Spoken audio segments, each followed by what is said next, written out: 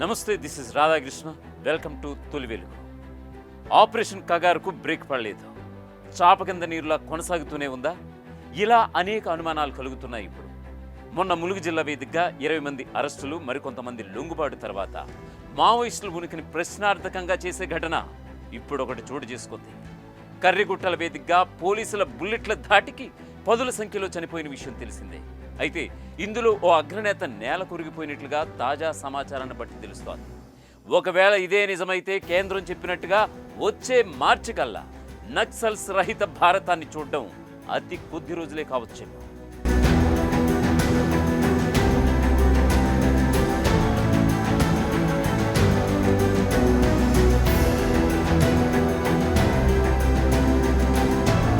Operation Kagar పేరిట అడవుల్లో తుపాకులు గర్జించిన వేళ మావోయిస్టులకు దెబ్బ మీద దెబ్బ పడింది.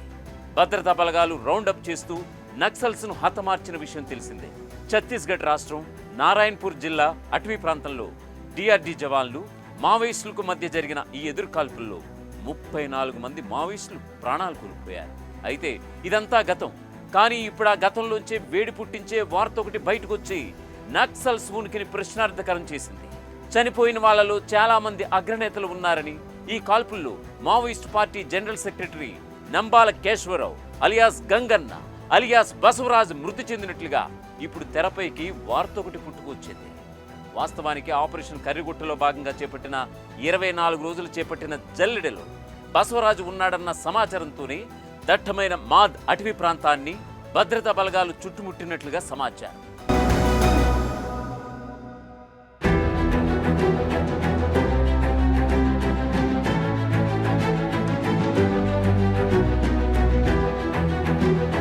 ఈ క్రమంలోనే మావోయిస్టులు భద్రతా బలగాలకు ఎదురుకాల్పులు జరిగాయని పోలీసులు అంటున్నారు.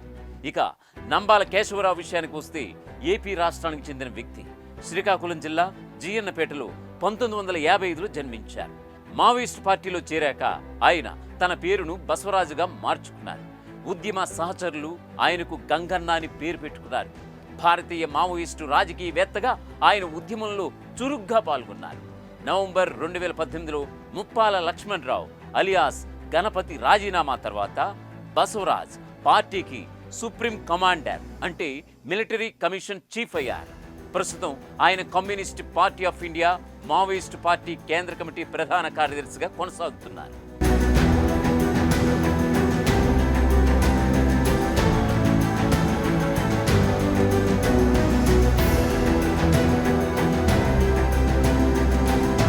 నంబాల కేశవరావు చదువు విషయానికి వస్తే వరంగల్ ఆర్ఈసీలో ఇంజనీరింగ్ చదివారు. 1984లో ఎంటెక్ చదువుతూ పీపుల్స్ వార్ సిద్ధాంతాల పట్ల ఆకర్షితులయ్యారు. పీపుల్స్ వార్ వ్యవస్థాపకుల్లో నంబాల కేశవరావు కూడా ఒకరు. 2010లో ఛత్తీస్గఢ్లో 76 మంది సిఆర్పిఎఫ్ జవాన్ల మృతికి నంబాలే సూత్రధారి. గెరిల్లా యుద్ధ వ్యూహాలు రచించడంలో కేశవరావు దిట్ట. ఐఈడీల వినియోగంలోనూ ఆయన ఒక ప్రత్యేకమైనటువంటి నిపుణుడు. 1987లో బస్తర్ అడవుల్లో మాజీ ఎల్టీటీఈ మాజీ సైనికుల వద్ద శిక్షణ కూడా తీసుకున్నారు. ఎన్ఐఏ మోస్ట్ వాంటెడ్ లిస్టులో కూడా కేశవరావు కూడా ఒకరు.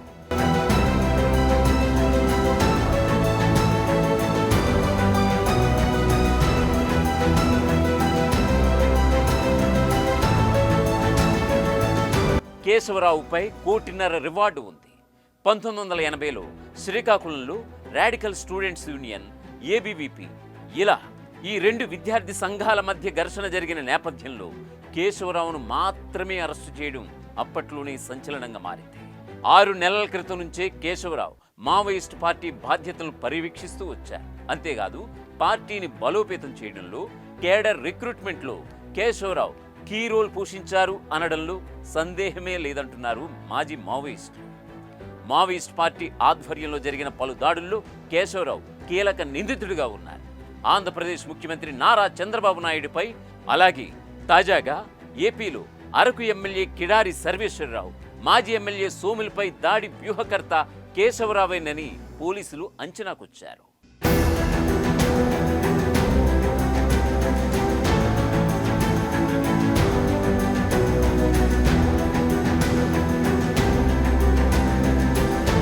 కేశవరావు దండకారణ్య ప్రాంతంలోని మావోయిస్టు కార్యకలాపాలకు నాయకత్వం వహించారు. సాయుధ తిరుగుబాట్లు, గెరిల్లా దాడులు, ప్రభుత్వ భద్రతా దళాలపై దాడులన్నీ కేశవరావు కనుసన్నల్లోనే నడిచేవి. ఛత్తీస్గఢ్, బస్తర్ ప్రాంతంలో అనేక హింసాత్మక ఘటనలకు కేశవరావు కూడా ఓ కారణం. దండకారణ్య ప్రాంతంలో మావోయిస్టు కార్యకలాపాలను బలోపేతం చేయడంలో, స్థానిక గిరిజన సమాజాలను సమీకరించడంలో కీలకంగా ఉన్నారు కేశవరావు. కేశవరావు నాయకత్వంలో ఛత్తీస్గఢ్లోని బస్తర్, ఇతర ప్రాంతాల్లో మావోయిస్టులు బలంగా మారారు.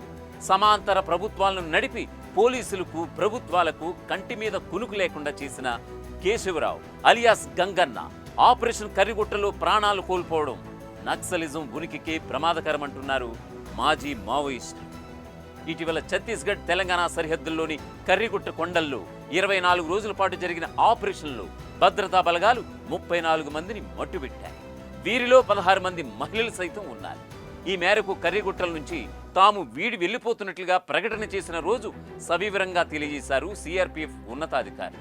కాగా మరొక వైపు ఆపరేషన్ కర్రిగుట్ట ఆగలేదని, చాప కింద నీరులా కొనసాగుతూ మావోయిస్టులను తుదముట్టించేలా తన ప్రయత్నాలు చేస్తుందని సర్వత్రా అభిప్రాయాలైతే వ్యక్తమవుతున్నాయి.